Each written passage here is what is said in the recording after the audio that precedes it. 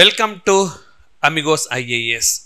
So మనం ఈ సెషన్లో చాలామంది ఆస్పిరెంట్స్కు లైన్ ఆఫ్ కంట్రోల్ అంటే ఏంటి, లైన్ ఆఫ్ యాక్చువల్ కంట్రోల్ అంటే ఏంటి, వీటి మధ్య డిఫరెన్సెస్ ఇవి తెలీదు. అంటే ఇప్పుడు మనకి ఇది ఒక నేపథ్యం అనేది ఉన్నది. నేపథ్యము అనంటే కంటెక్స్ట్ అన్నమాట. ఏంటి ఈ కంటెక్స్ట్ అనంటే, రష్యాలో ఒక సమావేశంలో భారత జాతీయ భద్రతా సలహాదారు అంటే national security adviser Ajit Doval, అదేవిధంగా చైనా విదేశాంగ శాఖ మంత్రి వాంగ్ ఈతో చర్చలు జరిపారు.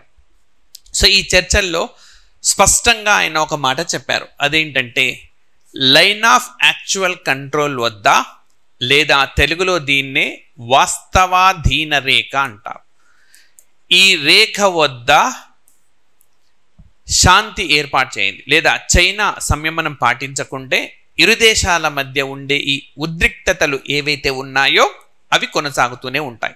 The disturbances that are happening at the line of actual control, it is not possible to control unless China restrains, right?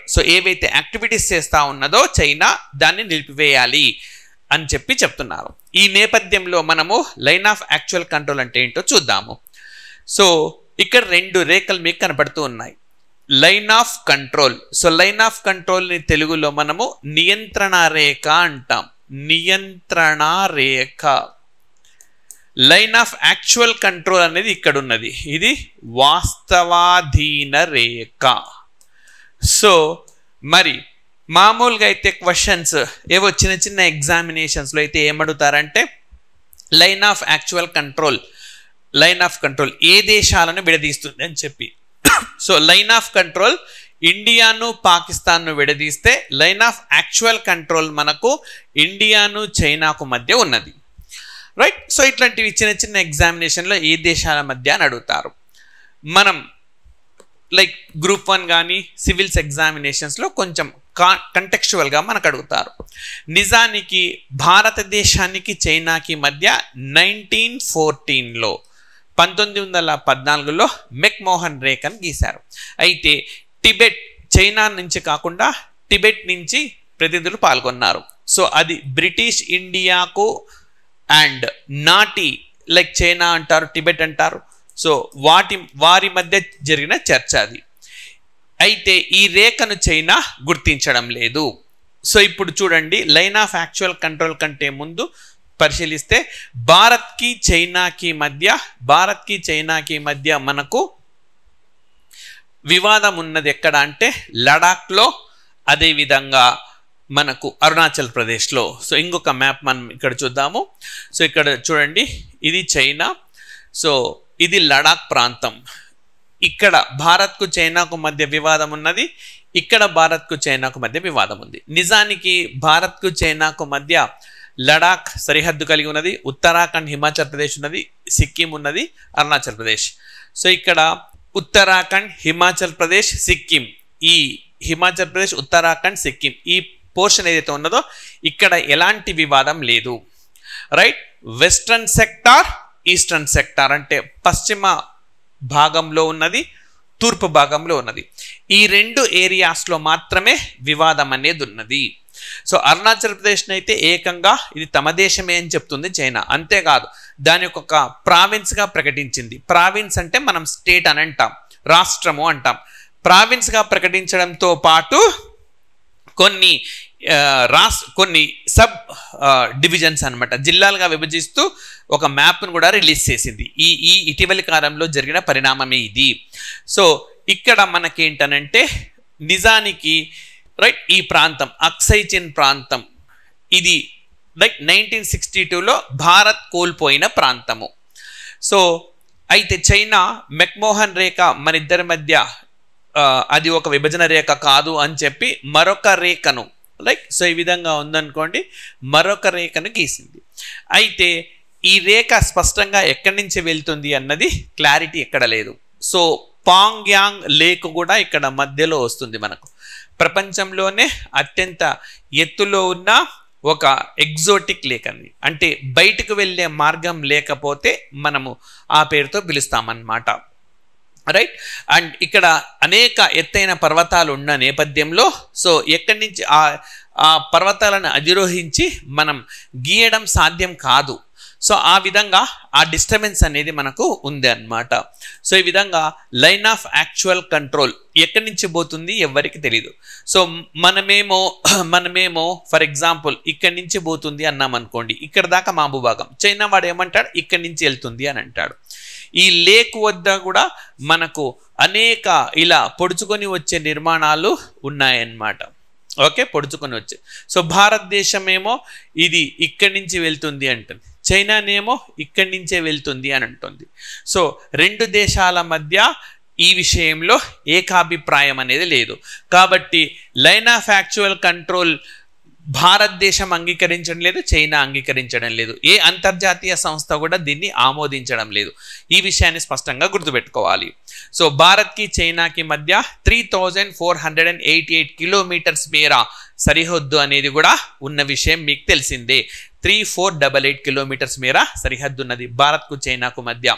భారత్కు మొత్తం 7 దేశాలతో సరిహద్దు ఉన్నది. అతిపెద్ద సరిహద్దు మనకు బంగ్లాదేశ్తో ఉంటే రెండో ప్లేస్లో చైనా ఉంటుందన్నమాట. రైట్. సో ఇది line of actual control. And ఈ లైన్ ఆఫ్ యాక్చువల్ కంట్రోల్ అన్న భావన మొట్టమొదటిసారిగా 1959లో ఎమర్జ్ అయింది. రైట్, అంతవరకు లేదు, 1959లో ఎమర్జ్ అయింది. అండ్ భారత్కి చైనాకి మధ్య చర్చలు ఏమైనా జరిగినాయంటే మొట్టమొదటి 1914 బ్రిటిష్ ఇండియా టైంలో, ఆ తర్వాత 1955-56 ఆ ప్రాంతంలో చర్చలు జరిగినాయి. పంచశీల అప్పుడే మనకు ఎమర్జ్ అయింది. సో రెండు దేశాలు, ఒక దేశం సార్వభౌమాధికారాన్ని మరొక దేశం అంగీకరించాలి, ఒకరి దేశం డొమైన్లో మరొక దేశం ఎంటర్ కారాదు, రాజకీయ వ్యవహారాలు జోక్యం కలుగజేసుకోరాదు. ఇలాంటి అంశాలన్నింటినీ కూడా చర్చించుకుంటూ రెండు దేశాల మధ్య మనకు పెద్ద ఎత్తున చర్చలు జరిగిన సంగతి తెలిసింది. ఆ తర్వాత 1993లో కూడా రెండు దేశాల మధ్య రైట్ చర్చలు అనేవి జరిగినాయి. సో ఈ విధంగా ఎన్ని దఫాలుగా చర్చలు జరిగినా ఈ సమస్య అనేది మాత్రం పరిష్కారం కావడం లేదు.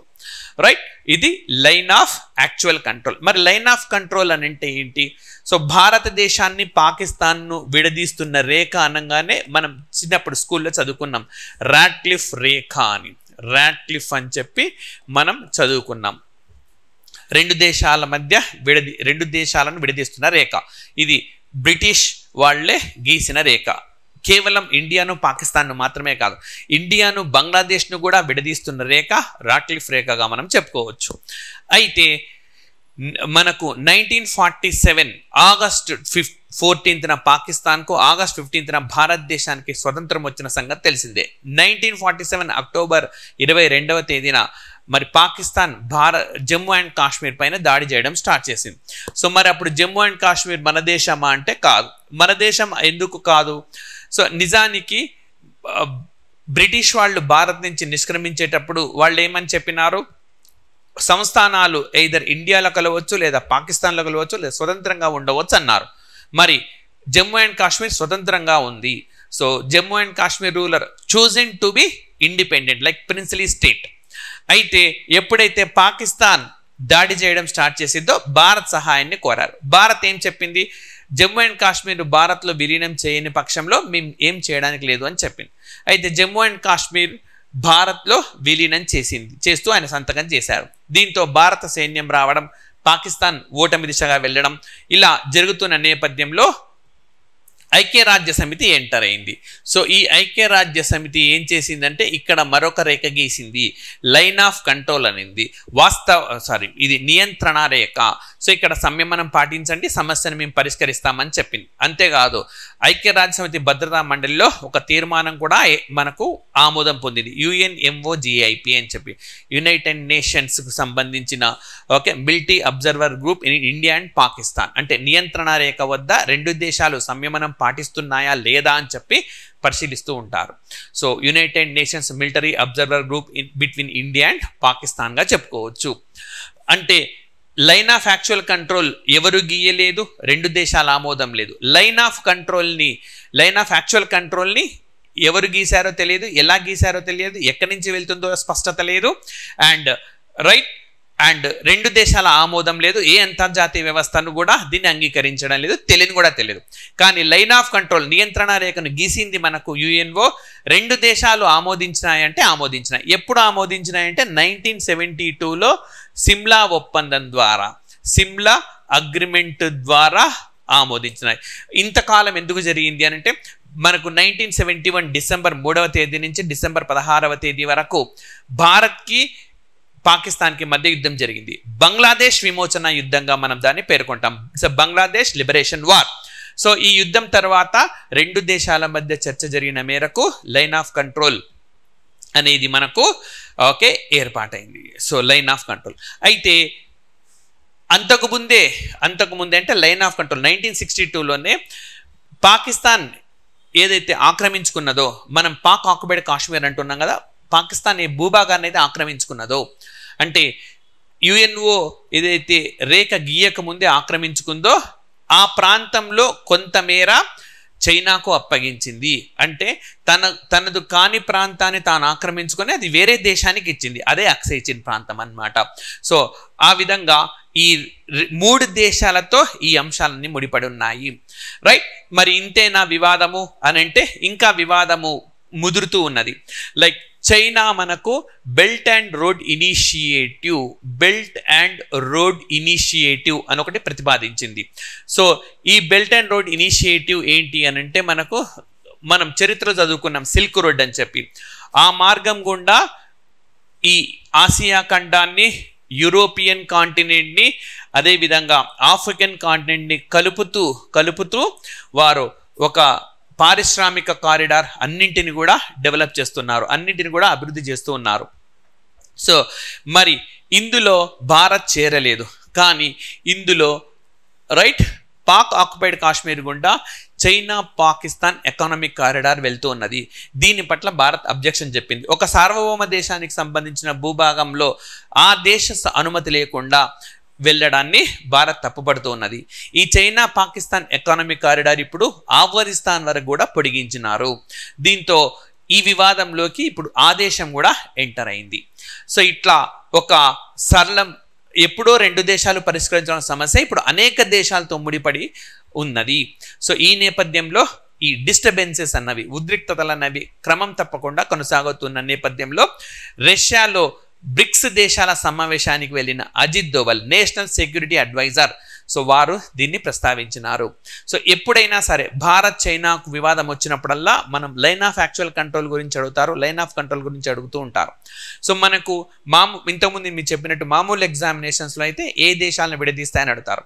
బట్ మనకు గ్రూప్ 1 సివిల్స్ లాంటి ఎగ్జామినేషన్లో which of the following is true అని చెప్పి అడుగుతారు. Line of actual control was agreed by both China and India. Line of control was agreed by India and Pakistan. It was drawn by UNO. ఇట్లా రకరకాల కాంబినేషన్స్లో అడుగుతారు.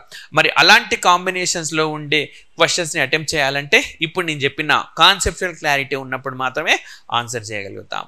Right, so ఇది మనకు ఈ current ఇష్యూకి సంబంధించిన కంటెక్స్ట్ అండ్ దానికి సంబంధించిన ఎక్స్ప్లెనేషన్. మరొక ఇష్యూతో మనం నెక్స్ట్ సెషన్లో కలుద్దాం. Thank you very much.